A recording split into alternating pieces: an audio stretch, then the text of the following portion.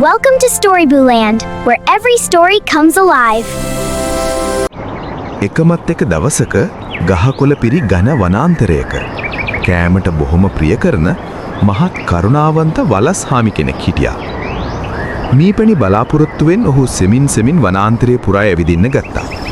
කීප වතාවක්ම උස ගස් උඩ බැලුවත් ඔහුට එකම මීවදයක්වත් සොයාගන්න බැරි වුණා.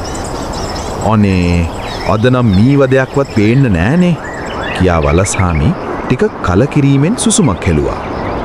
එහෙම කලකිරීමෙන් ඉන්න අතරේ ඈතින් කාක් කියලා කපුටෙක් කලබලයෙන් කෑ ගහන සද්දයක් ඇහුණා.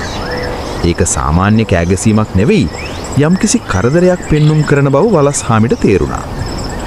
අර කපුටා කෑ ගසන්නේ මොකද කියා සිතමින් වලස් හාමි කුතුහලයෙන් ඒ ශබ්දය ඇසෙන දෙසට ගමන් කළා. ටික දුරක් යනකොට වලස් හාමිට පෙනුණා වතුර පිරුණු වලකට කපුටු හාමි වැටිලා ඉන්නවා. ඔහු උඩුබැලි අතට වැටි තට්ටු ගසමින් ගොඩට එන්න බැරිව අසරණව දඟලනවා.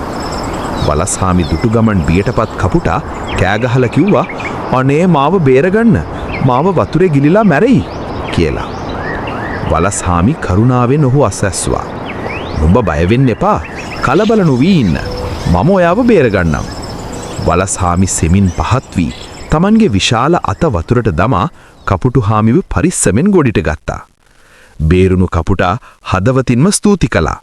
"අනේ නුඹට බොහෝම ස්තුතියි මාව බේරාගත්තාට." වලස් හාමි සිනාසෙමින් මෙහෙම කිව්වා, "බොහොම හොඳයි. කෙනෙක් කරදරේ වැටුනම බේරගන්න එක කාගේත් යුතුයකම. හැබැයි මීට පස්සේ පියාඹනකොට වටපිටාව ගැන මීට වඩා විමසිලිමත් වෙන්න." අවවාදයේදී වලස් හාමි ආපසු යන්නට හැරුණා. එවිට කපුටාට මතක් වුණා වලස් හාමි කෑම සොයන බව. "මේ වලස් හාමි, පොඩ්ඩක් ඉන්න. නුඹ යන්නේ කෑම සොයන්න නේද? මම කෑම තිබෙන තැනක් කියන්නම්." කපුටා පියාඹලා ගිහින් උණ පඳුරට එහා පැත්තේ ගහක තිබුණු ලොකු මීවදයක් පෙන්නවා. "මම මේ මීවදය දැක්කා. මට කළ උදව්වට මමත් කලගුණ සලකන්න ඕනේනේ." කපුටා සතුටින් කිව්වා. වලස් හාමිත් බොහෝම සතුටින් Tamanට ලැබුණු තෑග්ග දිස බලා හිටියා.